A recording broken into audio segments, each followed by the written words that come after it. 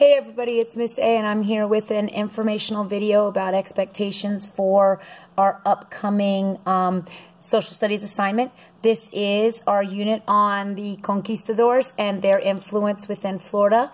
And so this is a making of a map, part of our social studies standards state that the students should be able to understand how a map looks, what's on a map, why we use a map, and then I combine that with also our Conquistadors since this is Hispanic Heritage Month. So this is the rubric that the children have for this particular project. Let me just state right here, this rubric is separate from the Hispanic countries project that we are working on. This is completely separate. This is related to the Conquistadors and their voyages or their expeditions to and from Florida. So I did my own person. None of the other students had this person in here. I chose him because he's more of a secondary Conquistador versus a primary. He was on a lot of different Conquistadors voyages, like Juan Ponce de Leon's 1513 voyage, Hernan Cortez's 1518 voyage. So he's more of a secondary player, and I didn't want the kids to do something similar to what I've done. So we went over the rubric. The children had to go over this with me. We talked about it. We talked about spelling and capitalization, and it is a sliding scale from 4 to 1. Color choices for their map, sliding scale from 4 to 1. Labels and accuracy, sliding scale from 4 to 1. Labels, features, and neatness. This is the accessibility to be able to read it from a distance. That is 4 to 1. And turn it over as the remainder. And I know some of it's cut off, but really you can understand the majority of it. Map, legend, and key. It means that you have completed this and you have the symbols, including a compass rose. So I'm looking for two aspects here. Title tells us what this is about. The Conquistador image, that's a separate piece, and I will show you examples.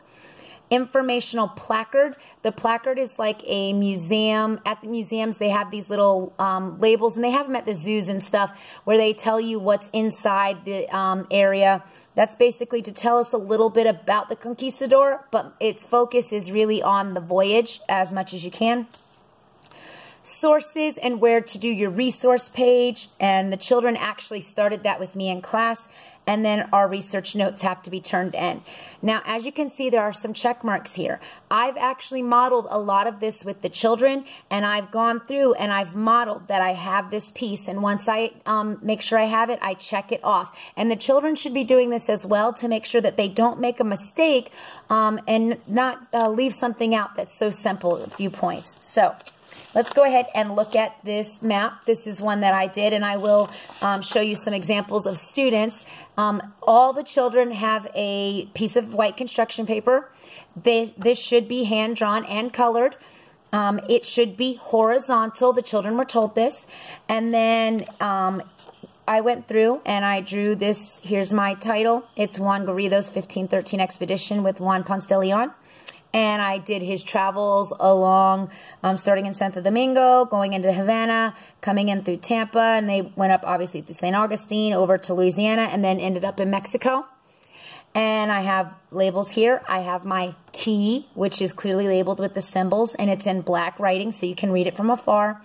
And this is my compass rose.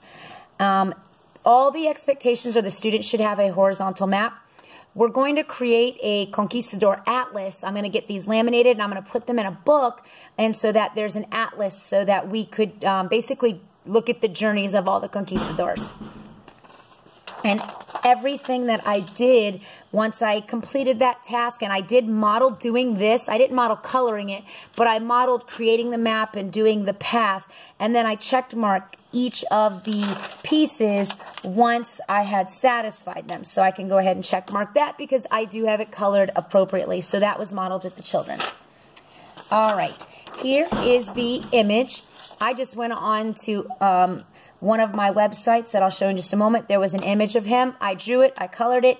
That should be vertical, standing straight up, and I have it labeled. So this is the expectation. It is two different pieces. I'm going to create like a family collage of this and portraits. I'm going to make like little picture frames around it, and we're going to hang them up for Spanish Heritage Month, which runs from September 15th to October 15th. So that's the reason why